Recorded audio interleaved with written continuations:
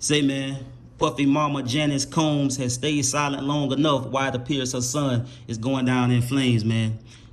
She's broken her silence by releasing an official statement on behalf of her and the Combs family alongside her attorney, Natalie Figures. I read it. It's pretty lengthy. I'll read it again so you don't have to. Come on, man. Let's get to the content. Janice Small Combs, the mother of Sean Combs, through her undersigned counsel and on behalf of the Combs family, released the following statement. I come to you today as a mother that is devastated and profoundly saddened by the allegations made against my son, Sean Combs. It is heartbreaking to see my son judged not for the truth, but for a narrative created out of lies. To bear witness to what seems to be a public lynching of my son before he has had an opportunity to prove his innocence is a pain too unbearable to put into words. Like every human being, my son deserves to have his day in court to finally share his side and to prove his innocence. I am not here to portray my son as perfect because he is not. He has made mistakes in the past, as we all have. My son may not have been entirely truthful about certain things, such as denying he has ever gotten violent with an ex-girlfriend when the hotel surveillance showed otherwise. Sometimes the truth and a lie become so closely intertwined that it becomes terrifying to admit one part of the story, especially when that truth is outside the norm or is too complicated to be believed. This is why I believe my son's civil legal team opted to settle the ex-girlfriend's lawsuit instead of contesting it until the end, resulting in a ricochet effect as the federal government used the decision against my son by interpreting it as an admission of guilt.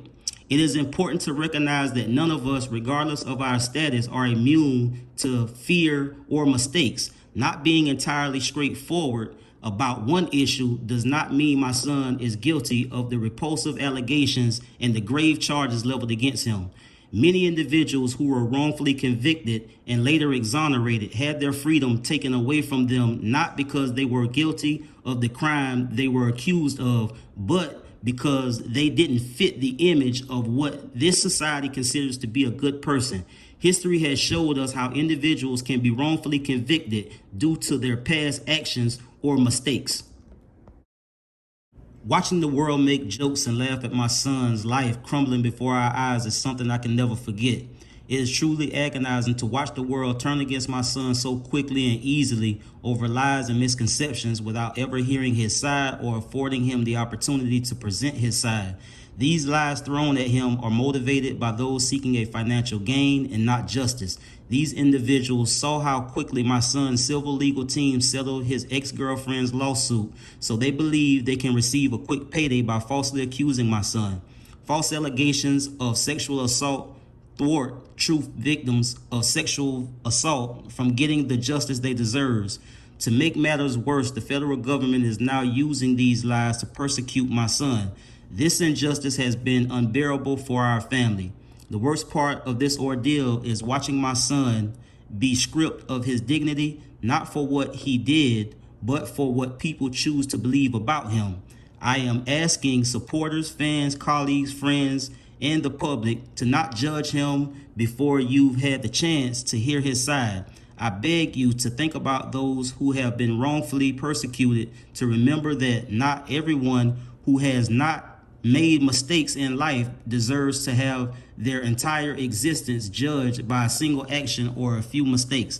My son is not the monster they have painted him to be, and he deserves the chance to tell his side. I can only pray that I am alive to see him speak his truth and be vindicated. Respectfully submitted on behalf of Janice Small Combs and the Combs family. So, it's two things I want to share my opinion about as far as Puffy Mama putting out, releasing this official statement on how she feel as it pertains to the situation and the legal battle that he has found himself in. Number one, because I want to be empathetic to a 80-plus-year-old mother that is watching her son get ready to have one of the biggest legal battles he is ever going to have in his life. And I understand that as a parent, because Daddy passed away years ago, I think when he was, a couple years old. So he only got his mama and his kids and, you know, friends and all of that stuff. So I want to be empathetic to his mama first and foremost, because I get it. She's a mother, and she is watching her son getting ready to go through a lot. She's hearing about the allegations. She's heard about all of the stories about this, that, and the other. And I get it. As a mother, she don't want this to be how her son's story ends. And as a mother, I mean, she put a lot of language in this official statement that anybody mama would say about their son or their daughter or just their children in general. Because none of our parents think we do anything wrong. That's number one. And number two, all of the language about people lying and trying to get money, I believe that some of that may be true.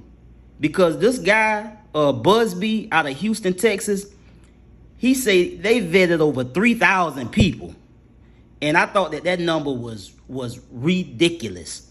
And they came up with 120 credible people that they're going to try to seek civil suits against Diddy based on the investigations that they did and the credible evidence that they got or that they're going to compile to take into court to try to hit Diddy for civil cases. 120 of them. And so I do think it's a little bit of strike while the iron hot. You know, let's try to get in here and try to, you know, he worth $1 billion.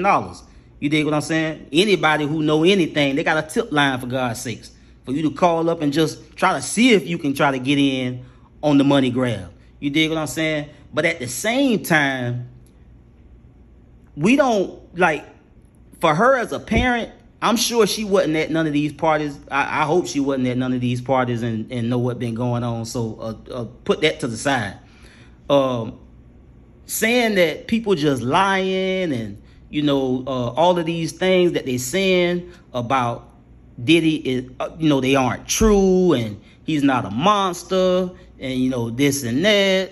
And my thing is this: Diddy had an opportunity to kind of give this whole situation some credibility before it even got this far. He told us point blank in a statement from his attorney that he didn't put his hand on Cassie.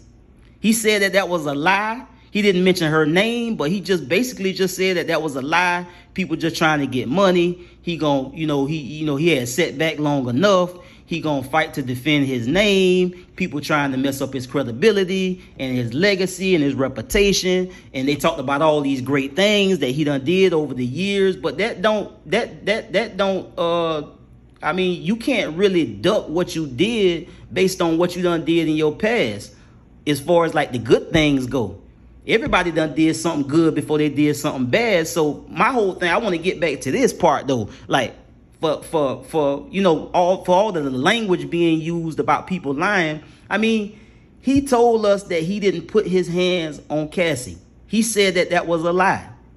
He released a statement and said none of that was true. He didn't put his hands on nobody. And then the tape came out. From that point forward, as far as I'm concerned, he had a credibility problem.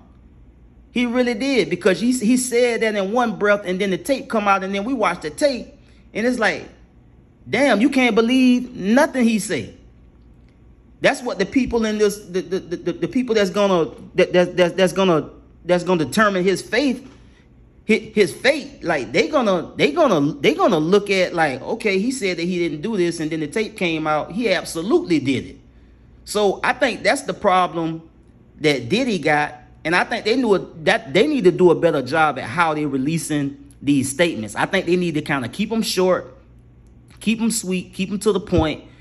This was a long statement released by his mama. And again, like I said, because I'm being, you know, I'm being empathetic to her as a parent. That's her child. She don't want him to go to jail for the rest of his life. She 80 plus years old. He can potentially spend the rest of his years in jail, and she don't want that for her child. But in the same breath, you got a lot of people out here that's got some pretty crazy allegations against Diddy, and we got to also think about the victims that you know, that got taken advantage of throughout this whole situation. That's all I'm saying. I mean, all of this stuff may not be true. Some of it may be true. But my thing is, he can't just be the victim all by himself because he's this big celebrity. He got all this money. He done did all these things. He been to Diddy musically that we knew for all of these years. And all of a sudden, he get to play the victim. He don't really get to play the victim. At bare minimum, at the baseline, he did what he did to Cassie, and we all seen the tape. Is there all kind of other tapes about, you know, seeing him doing other things? I don't know. We don't know what these folks got. We don't know what's going to come out. We don't know what kind of witnesses or victims going to come out and what their story going to be, and if it got any credibility or not. All I'm saying is the language that these attorneys using to try to make like all of this is made up is crazy to me. And to try to make him out to be the victim. It's other real victims involved in this case. A lot of them, allegedly. That's all I'm saying. So, hey man, we'll see what happened with this with this whole situation, man. But I feel like she released a statement like any other mother would, you know, saying that her son is innocent. My mama said, I know your mama said, yeah, he ain't did nothing wrong. Let's get to the business and see what's really going on, and then we'll see, and we'll talk about that later. So that's what it is, man. I'll get at y'all on the next one, man. Y'all be smooth. I'm out.